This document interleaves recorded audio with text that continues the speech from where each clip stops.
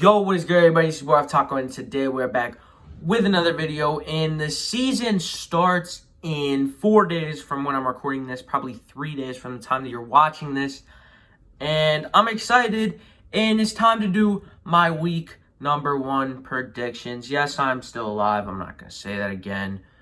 I won't be doing the game recaps this year just because nobody's going to watch them, okay? It's 2 days after the games have happened. You can just look on Google and find it in 30 seconds.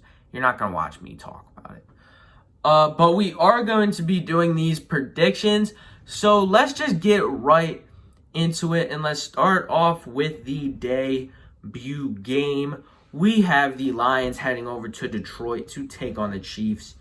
And I think that this game is going to be very exciting. I think that it's going to be a high-scoring game. I know, the Chiefs are definitely going to start out hot because they played their guys in preseason unlike every other team in the league. And, Arrowhead's going to be a tough environment to play in starting the season. But I think that the Lions, they're going to be able to hold on. I think that the Lions are going to make this game really competitive, really close. I think it's going to be a good game. I think it's going to be a bit of a high-scoring game. I have the Chiefs still beating the Lions, though, with a final score of 31-27. Again, I think that the Lions can keep it close.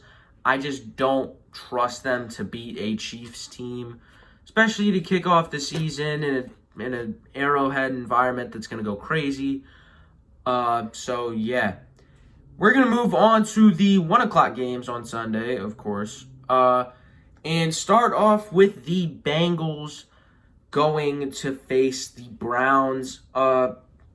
Look, the Browns have a big question mark, and that is Deshaun Watson. This team could be amazing, or they could be just trash. It all depends on how Deshaun Watson does. I believe that Joe Burrow is going to play. He seems like the kind of guy that would play through an injury, even if, some guys wouldn't. Carson Wentz.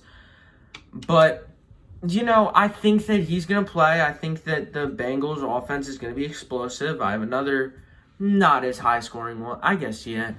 The Browns, I think that this defense, they're good, but I don't think that they can match for this Bengals offense. And I have the Bengals getting a comfortable 31-21, 10-point win. It's going to be a good game. I think that Cincinnati is simply the better team. I think that they're going to take care of business. Next up, you got the Ravens heading over to Houston to take on the Texans. I think that this is the one game where it's just going to be a blowout. One team going to completely manhandle the other team. I think it's going to take a while for C.J. Stroud to get adjusted. Same with Anthony Richardson. I think that Bryce Young is going to have the easiest time getting adjusted to the NFL. But still, it's going to take some time. They're rookies. They're thrown right into the fire with bad teams. And I feel like that's just going to happen with C.J. Stroud. And this Ravens defense is going to shred him up. That's why I have the Ravens winning really comfortably 30-10 against the Texans. I think that that's the biggest blowout that I have on here. It is. I just think that the Ravens are the better team, and I think that they're just going to blow them out, okay? Lamar Jackson's back. He's going to have a vengeance to him, and he's going to be really good this year. Next up, you got the Cardinals traveling over to Washington to play the Washington Commanders. Sam Howell's first start. It's coming up against a pretty lackluster defense, a defense that is trash. And they have Jonathan Gannon, which is just going to make it worse. Jonathan Gannon will be the worst hire of your life. You will go like 1-16, but you'll probably have the first pick and the second, third, or fourth pick. You're going to get Caleb Williams and Marvin Harrison because the Texans made a stupid trade. I think that the Commanders should be able to comfortably take care of this game. It's going to be a pretty easy game before they go into a pretty tough schedule overall. I think that Howell's going to have a nice day. I think that he's going to be a fine quarterback. I think that he's unproven. I think that we haven't seen that much of him, but I think that he can show up and show out. And I have the Commanders beating the Cardinals 20-9. I have some weird scores, but I've thought of this since May. Football is the only thing I think about pretty much. So I've thought of all these games in my head before. Then we have the Titans traveling to New Orleans to take on the Saints. The Titans are a good team. I think that they improved a lot. I had them only winning 5 or 6 games. And then they signed DeAndre Hopkins. I think that was the biggest signing of this offseason. The Saints getting Derek Carr, obviously. I would say a pretty big upgrade at quarterback. And you really want him to be solid for this team. Michael Thomas coming back. We don't know a lot about him. Possibly not even coming back. I don't trust that he's actually going to play a game of football. But, you know what? We're just going to deal with it. We're just going to watch. But I do have the Saints taking a win here. I think that they can pretty comfortably take this one over Tennessee. I think that if you can take out Derrick Henry, and I know that the Saints defensive line, Demario Davis, I know he's a linebacker. You got Cameron Jordan, you got some other good guys. They signed a guy up the middle, I think. I know that they got rid of Davenport. Maybe they didn't. I think that the Saints will be able to get through Derrick Henry, and then the rest of this game is going to be relatively easy for them.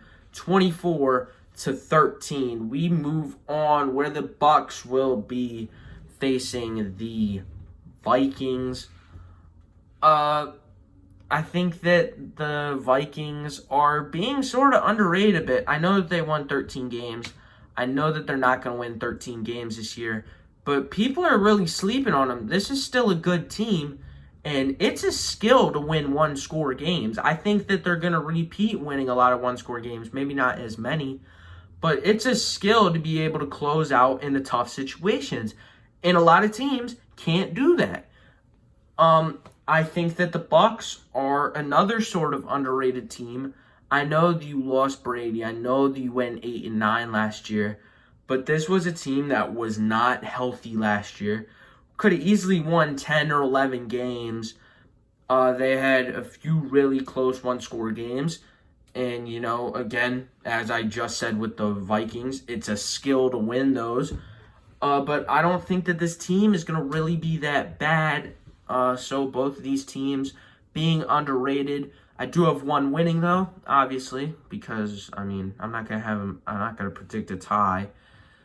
And I think that the team that's going to win is the Minnesota Vikings. I have them winning 24-17. Again, it's going to be a close game, one-score game. I think that this team is just going to be able to close it out. And when you have such an X factor like Justin Jefferson, you're just going to be able to win sometimes. Obviously. Next game we have is the Jacksonville Jaguars playing the Indianapolis Colts. I have it at 31-17. I don't know why I just said the score first. I'm an idiot. But Colts, young quarterback Anthony Richardson, they're going to get used to him. They're playing a Jags defense that is relatively good. Doesn't really have any stud pieces, though. Besides, maybe you could call Tyson Campbell really good. But I do think that this will be a good test for Anthony Richardson week 1. But I just think that this Jaguars offense is going to be really good this year. Lawrence is going to take another step with Calvin Ridley in there. And this team's going to be really good. So, yeah, 31-17, as I instantly said in the first part, which I wasn't supposed to do. Later me here, I just completely forgot to do the Niners and the Steelers game, so I'm just going to do that right now. The Niners, they're a very good team. They won't have Nick Bosa. Their defense improved a little bit. Obviously, without Nick Bosa, there's going to be a bit of a issue. On offense, you have great weapons. Purdy's returning, probably at full force. I think that this team overall is going to be really good. Steelers, underrated team. The Steelers have beat the Bills and the Bengals in the past 2 week ones, which means that they are good at doing this stuff. but I do not have them winning here. I have the Niners beating the Steelers 23-17. I think that the Niners are the better team. I think that they're going to show it. I have a lot of questions about the Steelers offense. I think that they're going to do well, but I just don't think that they're going to be able to beat this team 23-17. Yeah, back to your regular schedule program. Finally, in the 1 o'clock slate, it is the Falcons playing the Panthers. Bryce Young, this is going to be another good challenge. I think that the Falcons are a good defense. Maybe not a great defense, has some good veteran pieces. Bryce Young gets put into a really nice situation with his coach. He has, Miles Sanders.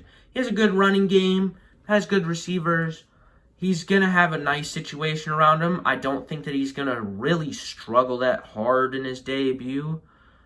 On the other side, Bijan Robinson making his debut.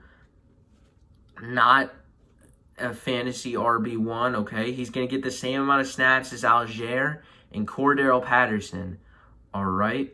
There was no reason why you could draft him if you just let the Eagles draft him the pick later. Still salty about that. But anyways, I do have the Falcons winning this game 21-17. I think that the Falcons are going to be a really nice team this year. I think as long as Ritter can just be a game manager, they'll be good enough. They'll get the win here. And that will end the 1 o'clock slate, move us to the games. They're all at 4:25 for some reason, but the game's at 4:25.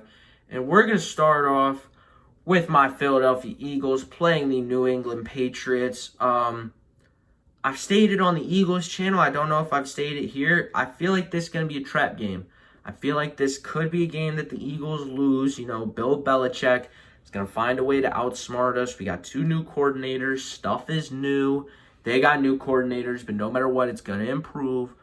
With the Eagles, it's going to improve, but with the Patriots, it's definitely going to improve instantly because Matt Patricia sucked at calling offensive plays. And I did say that this was going to be a trap game for the Eagles, but, you never really think that. Like the week of, you're never really thinking that your team is going to lose.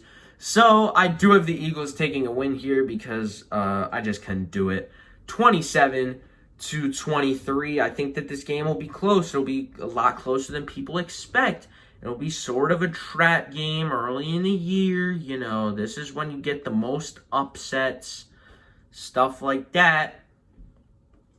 But I do have the Eagles taking it pretty much just because it's my team. It's the week of. I'm not going to predict them to lose. Dolphins playing the Chargers. I think that this is going to be a really good game. I think this is yet the highest scoring game I have. 2 good offensive teams battling it out. And I think that, it's just going to be score and score and score. And I think that it's just going to be who gets the stop, who gets the key stop. And, I think that the team that will be able to last them out better is the Miami Dolphins. I have them beating the Chargers 34-30, just such an explosive offense. I don't know how these Chargers defense is going to deal with them. I know that they have Derwin James, but your corners are going to be toast with Jalen Waddle and Tyreek Hill there. I just think that the Dolphins, they're going to be able to, be the ones who score last, who score more. 34-30, really competitive game. Moving on, we got the Broncos and the Raiders. Raiders are heading to the Broncos. Raiders, new look just with the quarterback. Quarterback's different. Derek Carr, Jimmy Garoppolo. It's a pretty mid quarterback conversation. If you're talking about who's better, I think Carr's better. But, you're going into a Denver team newly rejuvenated. I think that that's the word. They're gonna come in there with some on their shoulder, which is winning 5 games last year. I think Russell Wilson's gonna improve. I think that the departure of Nathaniel Hackett is going to be very good. I think when you look at Russell Wilson, he really fits a certain scheme that they ran in Seattle. I bet that scheme is going to come back sort of to Denver because Sean Payton is smart and is not going to throw him in and make him play hero ball like Aaron Rodgers, which was his quarterback before. So I do have the Broncos getting the win here, 26-20 in overtime. I'm just going to put that out there for fun. There's always a big overtime game early in the year, or usually week 1. Yeah, I just think that the Broncos are going to be the better team. I think that they're really going to show up. Next up, you got the Bears playing the Packers. I think that this game is in Chicago. Not sure about that. And the Bears, they're going to be a big wild card. The worst team in the league last year. You know, you can't blame it. It's statistics. Then, you know, you get all these guys. You get DJ Moore. You get some really good defensive pieces. You get TJ Edwards. You get Tremaine Edmonds. Of course, your guys are going to improve. They're just getting more experienced. A lot of the team's very young. I think that the Packers, another team, new quarterback, how's he going to do? We don't know. I actually have the Bears winning this game. It seems like it's a consensus, but not really to me. I sort of had it as an upset.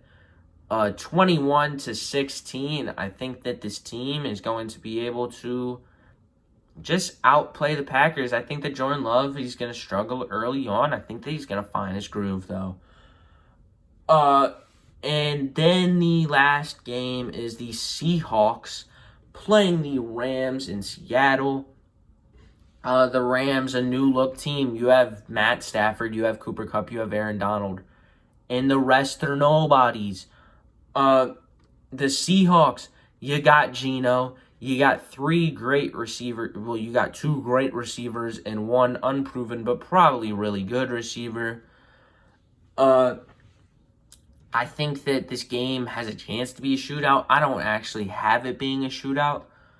I think that the team that is going to be better, though, is the Seattle Seahawks. So I have them taking a win here, 23-19. I think that this Rams offense is just going to be Stafford and Kupp. It's going to be the same thing that it was last year before both of them got hurt. Yeah, moving on to the Sunday and Monday night games. We'll start off with the Sunday night game. It's the Cowboys going into MetLife playing the Giants. The Giants, of course, I'm an Eagles fan, so you're going to think, like, of course he's going to say this. I think that the Giants had sort of a fluke season. I don't think that they're going to be as good as they were last year. I still think that they're going to be competitive-ish early in the year. You didn't really lose anybody. You're going to be all right. You got a nice receiving threat. Not a nice receiver, but a nice receiving threat in Waller. We'll see how he does. The Cowboys, good offense, just got better. Good defense, just got better. You lost Kellen Moore, which wasn't the issue. Do I think that you're going to win? Yeah, I do think that you're going to win this game. I think that you're going to win 29-20. Again, I just thought of it. Well, I have it on a list, but 29-20 is a weird score. Deal with it, okay?